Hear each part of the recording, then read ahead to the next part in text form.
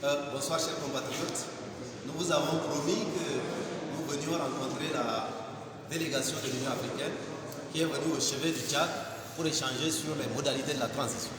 Nous venons à peine de finir la rencontre et comme nous vous avons promis, nous sommes là pour vous rendre compte rapidement. Ce qu'il faut retenir, c'est que nous sommes venus les écouter et ils nous ont écoutés. Et ce qui en ressort, c'est que d'ici à la semaine prochaine, parce qu'ils n'avaient pas vocation à décider sur place, eh bien, les décisions venant des instances basées à Addis Abeba vont avoir lieu. Nous avons fait les propositions que vous connaissez, qui sont tournées vers l'avenir, qui doivent prendre en compte à la fois le côté un peu civil de la transition, avec un président qui doit être civil. C'est une meilleure manière pour nous, en tout cas, d'être en phase avec la demande du peuple, et prenant en compte aussi le fait que les questions sécuritaires sont importantes pour notre pays. Un vice-président chargé des questions sécuritaires nous semble être un élément majeur aussi. Et ensuite, un Premier ministre plus consensuel, moins marqué, et ce trio de tête, président, vice-président et Premier ministre, doivent s'engager par écrit à ne pas briguer la magistrature suprême à l'issue de la transition qui va avoir lieu. Et enfin, il y a un élément majeur.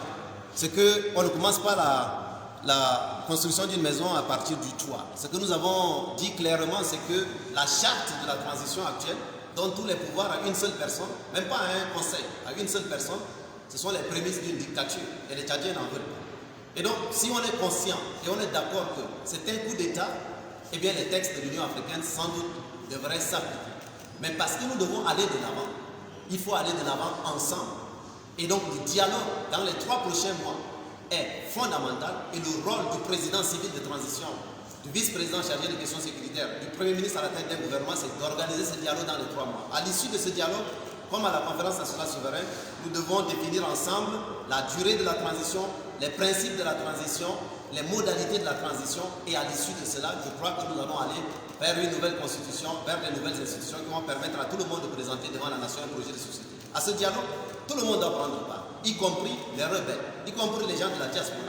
Donc, sans aller en détail, nous allons revenir sur ces choses, mais je voulais, en tout cas avec l'équipe, vous rendre compte immédiatement parce que nous venons de sortir de cette rencontre. C'était une rencontre pleine d'espérance et nous avons aussi ensemble rendu hommage à cette dizaine de personnes qui ont été tuées, à ces plus de 1000 personnes qui ont été arrêtées, torturées, etc. Nous sommes revenus aussi sur des choses très précises pour que d'ici à l'avenir, qu'il y ait des noms, des visages, etc.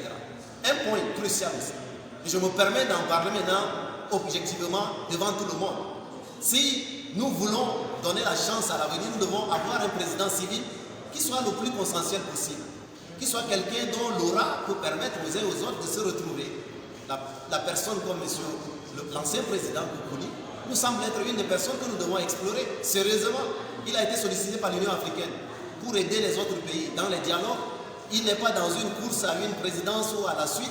Il peut donc être une sorte d'autorité morale qui peut rassurer tout le monde, et à côté de lui, une vice-présidente chargée des questions sécuritaires où les gens du CMP actuellement pourraient s'y retrouver, et un gouvernement qui n'est pas celui qui est là aujourd'hui, qui est 90% constitué des gens de l'ancien régime, etc. Donc toutes ces choses-là, nous les avons exposées, nous avons un document écrit que nous allons le transmettre aussi en français, en anglais et en arabe, et puis nous allons les observer ensemble. Donc voilà, tout en enterrant nos morts, tout en continuant à pleurer ceux qui nous ont quittés à l'occasion des marches qui ont été brutalement sanctionnés, je vous demande de garder l'espoir et l'espérance, et ensemble nous allons tenir parce qu'il s'agit de faire de ce pays un pays vraiment nouveau. Voilà, que Dieu vous bénisse, merci de nous avoir suivis et continuons les échanges à l'occasion des autres rendez-vous que nous allons prendre avec vous. Je vous remercie. Merci.